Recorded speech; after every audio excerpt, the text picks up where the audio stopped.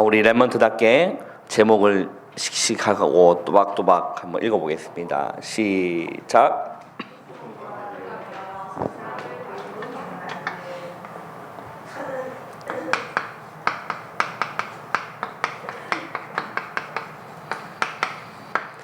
소통과 배려.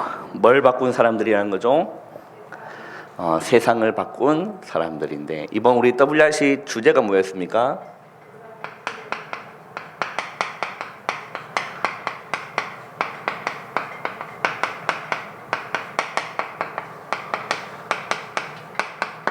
세상의 틀을 바꾼 사람들이 성경의 귀한 인물로 이렇게 자리 잡고 있죠. 우리 랩먼트가 그 언약을 굳게 붙잡고 기도하면서 나간다면 우리 랩먼트 또한 세상에 무너져가는 틀을 바꾸는 차세대 선교사로 설 줄 믿습니다. 그래. 오늘 우리가 읽었던 본문들을 보면요, 우리 랩먼트 이해를 하셨나요? 본문들을? 가정의 분위기가 파악됐어요?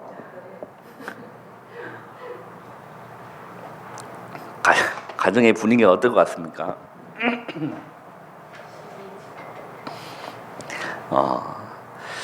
그 요셉의 가정을 여러분 이해를 잘해야 될 필요가 뭐냐면, 요셉의 아버지가 누굽니까? 야곱이 요셉의 아버지죠. 이 야곱의 부인이 몇 명이었죠? 야곱의 부인이 4명이었습니다. 이 4명의 부인 아래에서 몇 명이 태어났습니까? 12명이 태어났어요. 그런데 이 야곱은 누구만 사랑했죠? 여기에서 두 번째로 얻었던 아내였던 라헬만 사랑한 겁니다. 라헬에서 태어난 아들이 라헬만 하트, 여기에서 태어난 아들이 요셉과 베냐민이죠. 어이, 똑똑들 하십니다. 야곱은 자기 이제 엄마들보다, 이제 형들을 잘 이해를 하셔야 돼요. 자기의 엄마들보다 요셉의 엄마인 라헬만 사랑하는 거를 요셉의 형들은 알까 모를까? 알겠죠. 당연히 알죠. 그래서 늘 이 3명의 엄마들은 자기 아들한테 뭔 하소연할까요? 남편 잘못 만나가. 니는 남편 니는 나중에 결혼 그러지 마라. 이러면서 뭐 그런 얘기는 성경에 나오지는 않지만 추측인데, 우리가 성경을 또 추측해서는 안 되지만, 그런 가정을 여러분, 이 가정의 분위기를 잘 이해를 하셔야 돼요. 근데 그러는 중에 오늘 본문을 읽어보면 이렇게 얘기를 합니다. 2절을 보면 한번 읽어볼까요? 시작. 창세기 37장 2절을 한번 읽어보세요. 시작.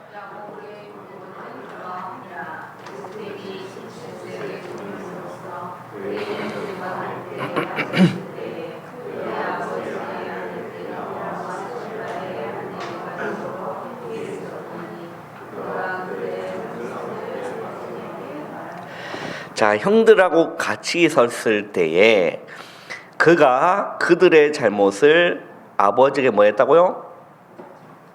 고자질했다. 자, 그는 누굴까요? 요셉이죠. 그들은 누굴까요? 요셉의 형들. 그래서 이렇게 아버지에게 말했다. 그런데 3절에 보면 요셉은 노년에 얻은 아들이므로 이스라엘의 여러 아들들보다 이 그는 누굴까요? 요셉. 그를 더 뭐 했죠? 사랑함으로. 자, 여기서 이제 형들은 뚜껑 열리는 겁니다. 자기 엄마도 미워하고 라헬만 사랑하더니 또 그 아들만 사랑하는 거예요. 그를 위해서 뭘 입혔죠?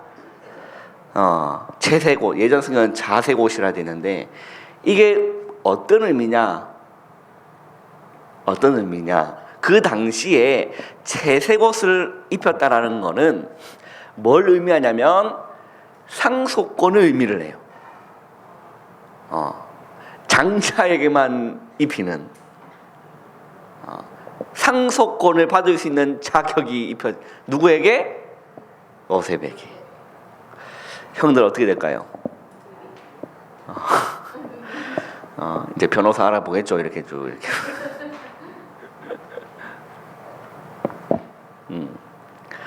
이제 그 당시에 이제 채색옷이라고 했을 때는 이제 옷은 게 뭐 많은 것들을 의미를 합니다. 그래서 이제 후계자 그리고 상속권에 대한 부분을 의미를 하는 거죠. 이제 그리고 나서 그것도 열받는데 이제 형들은 그 요셉을 볼 때마다 마음이 편하지가 않는 거예요. 마음이 편하지가 않는 거예요.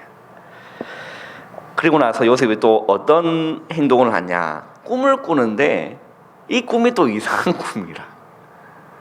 그죠? 5절에 보면 요셉이 꿈을 꾸고 자기 형들에게 말하며 그들이 그를 더욱 뭐 했죠? 이제 미움과 시기와 질투가 뭐해 가는 겁니까? 계속 정립되어져 가고 쌓이기 시작하고 어느 날 폭발해가지고 형들이 어떻게 해줘? 요셉을 끌고 나가지고 주기 부자 이거 안 되겠다. 오늘 막 주기 부자 이래가지고 끌고 나간 겁니다. 그래서 구덩이에 이제 밀어넣는데 물이 없어서 뭐로 팔아버렸죠? 노예로 팔아버린 거죠. 그 꿈의 내용이 무엇입니까? 자, 첫 번째 꿈은 이제 밭에서 곡식단을 묶고 있었는데 내 단은 이제 일어서 있고 이제 형들의 그 곡식단은 내 단한테 뭐 했다? 엎드려 절했다라는 또 이제 미움이 또 이렇게 더 가중되기 시작하죠. 살인 충동을 느낄 정도까지 이렇게 됩니다. 그리고 또 꿈을 꿨는데 그때는 어떤 꿈이었습니까? 해, 달, 열한 별이 내게 절하더라. 이거는 이제 나라들을 얘기하는 거예요. 그때 이제 아버지가 그 얘기를 듣고 형들이 그 얘기를 듣고 이렇게 얘기합니다. 자, 8절 보면 그의 형들이 그 얘기를 네가 참으로 우리의 왕이 되겠느냐? 참으로 우리를 다스리게 되겠느냐고 그의 꿈과 그의 말로 말미암아 더욱 그를 미워하더라. 그리고 10절 보세요. 그가 그의 꿈을 아버지와 형들에게 말하며 아버지가 그를 꾸짖고라고 했어요. 그에게 이르되 네가 꾼 꿈이 무엇이냐? 나와 네 어머니 네 형들이 참으로 가서 땅에 엎드려 네게 절하겠느냐? 그때 중요한 얘기를 합니다. 11절에 보면 그의 형들은 시기하되 그의 아버지는 그 말을 뭐 했죠? 간직해 두었더라라고 했습니다. 우리 렘넌트들이 오늘 이 요셉과 야곱의 이 가정사를 보면서 많은 것들을 우리 렘넌트 다 생각을 해볼 필요가 있어요. 자, 내가 만약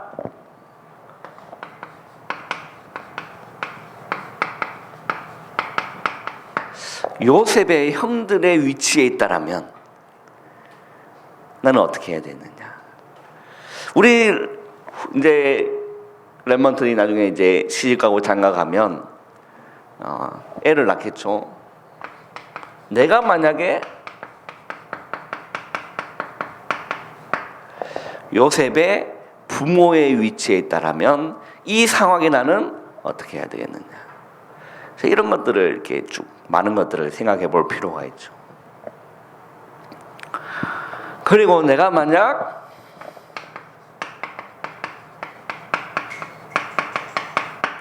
요셉의 위치에 있었더라면 나는 어떻게 해야겠느냐? 진짜 한번 생각해 보세요. 내가 만약 요셉의 형들이라면 내게 이런 동생이 있었을 때 나는 어떻게 하겠느냐?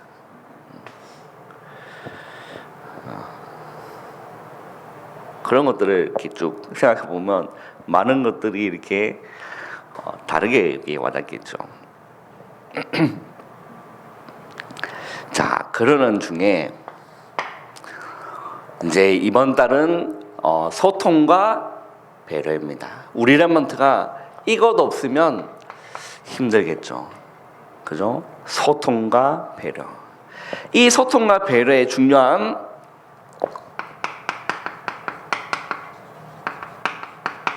9가지 포인트가 있습니다. 그게 무엇이죠? 높이, 깊이, 넓이, 위, 아래, 주위. 그리고 과거, 현재, 미래.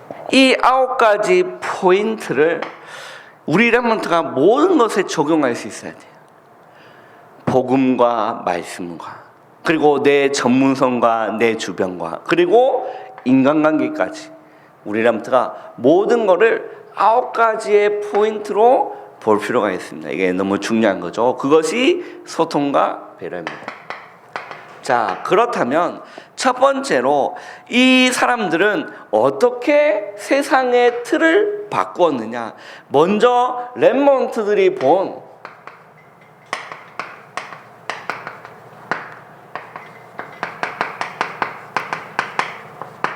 12가지 문제가 있었어요. 무엇을 봤느냐?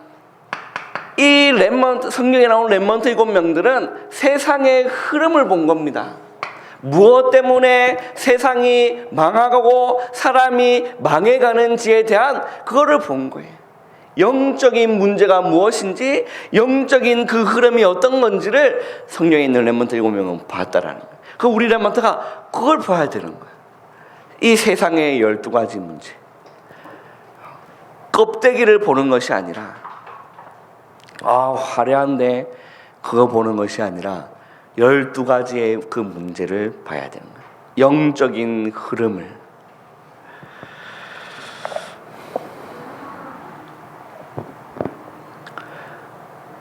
이것 보지 못하면 우리는 그 많은 문화들이 이렇게 오거든요. 일본에서 온 문화들도 있고 미국에서 온 문화들도 있고 여러 가지 문화들을 좀 이게 보게 됩니다. 그거를 우리 렘넌트가 반드시 이 복음에 대한 관점으로 그 문화를 재해석할 수 있어야 돼요. 뭐 영화 한 편을 봤다. 그러면 그게 나도 모르게 각인된다니까요. 그래서 그거를 복음으로 반드시 재해석하는 그 시간을 가져야 돼요. 그래서 포럼도 하고, 같이 본 친구들과 포럼도 하고, 또 부모님과 영화를 봤다 포럼하고, 복음으로 반드시 재해석. 왜 그러냐? 거기에 숨겨져 있는 이거 무시 못합니다. 세계관이 있어요. 모든 문화에는 보이지 않지만 반드시 거기에 대한 세계관이 있다라니까. 한 영화를 봤다. 거기에 대한 세계관이 있다니까요. 이게 정말 복음으로 재해석하지 않으면 이게 각인된다니까요.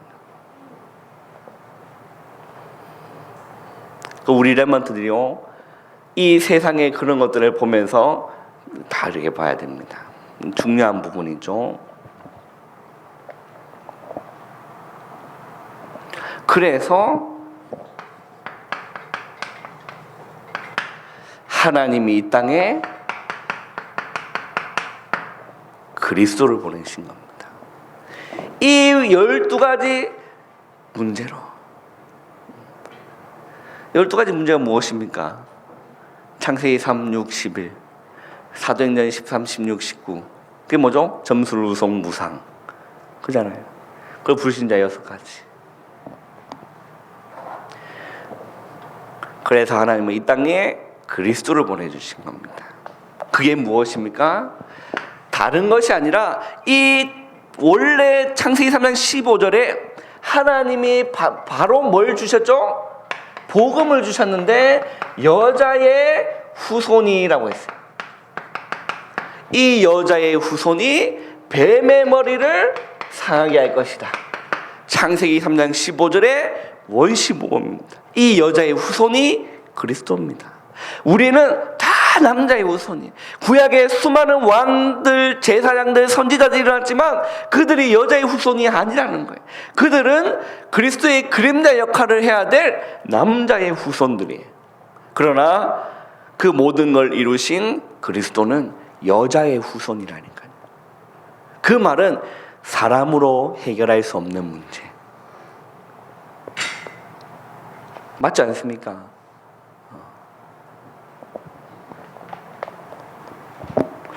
그리고 출애굽기 3장 18절에 보면 중요한 의미, 지금 번역된 성경에는 희생이 빠졌지만 예전 성경에 보면 피제사 드리러라고 됐어요.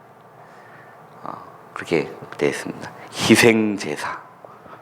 예수 그리스도의 십자가를 의미합니다. 그래서 우리는 아담이 범죄한 이후부터 당장 이게 없으면 이길 수가 없어요. 재앙을 막을 수가 없습니다. 당장 저주받게 되는 거예요. 하나님은 피의 제사를 이렇게 얘기하죠. 그게 예수 그리스도의 예표인 겁니다. 이사야 7장 14절, 임마누엘에 대한 이 언약. 그래서 하나님은 이 땅 가운데 뭘 보내셨다는 거죠? 오직 예수 그리스도를 이 땅 가운데 보내신 겁니다. 이 내용을 우리 렘넌트가 알고 세 번째를 한번 보세요. 이 렘넌트 7명이 가진 힘이 있었습니다. 이 힘이 무엇이냐? 세상이 주는 힘이 아닙니다. 다른 힘이었어요. 어떤 힘이죠?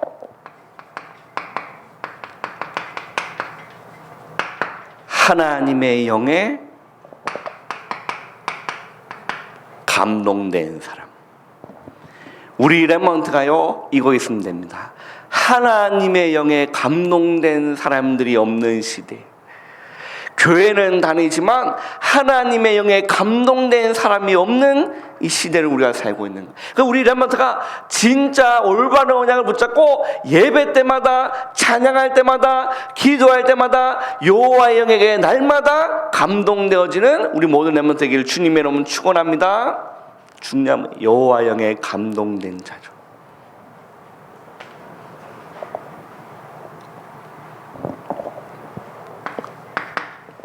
이들은 반드시 왕 앞에 섰고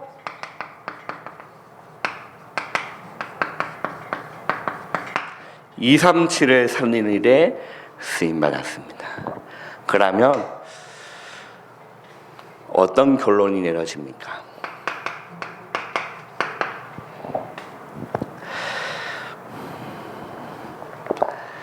반드시 우리 렘넌트들은 이사야 60장 보면 뭐라고 하죠? 일어나 뭘 바라는 거죠? 빛을 발하라. 여호와의 영광이 네 위에 머물러 있다. 그 우리 렘넌트가 일어나야 돼요. 우리 렘넌트가 일어나서 세상의 틀을 바꿔야 되는 겁니다. 모든 12가지 문제로 세상이 무너져가고 있는 시대에 우리 렘넌트들이 일어나 빛을 발해서 모든 곳에 들어가서 그 틀을 바꿔봐야 됩니다. 우리 렘넌트가요, 어디 속에 들어가야 됩니까? 정치 속에 들어가고 정치, 사회, 경제 모든 분야에 우리 렘넌트가 들어가서 이 틀을 바꾸는 겁니다. 이 세상의 틀을 바꾸는 우리 모든 렘넌트가 되기를 주님의 이름으로 축원합니다. 이게 초대교회가 이렇게 했다니까요. 초대교회가 이렇게 했어요. 그래서 우리는 렘넌트 운동을 하는 거죠. 중요한 겁니다. 아무 힘 없고 보잘것 없는 것처럼 보였던 초대교회였습니다. 그 반면에 유대교, 그 이스라엘 사람들은, 그 이스라엘 그 민족들은 굉장히 웅장한 해로 성전에서 예배드리고 기도하고 그러고 있습니다. 그게 비하면 초대교회는 너무 볼품없고 초라하고 어부출신들이 제자들이고 그러고 있었다니까요. 그런데 그렇게 볼품없었던 초대교회가 AD 313년 한 황제가 일어났어요. 그게 누구냐?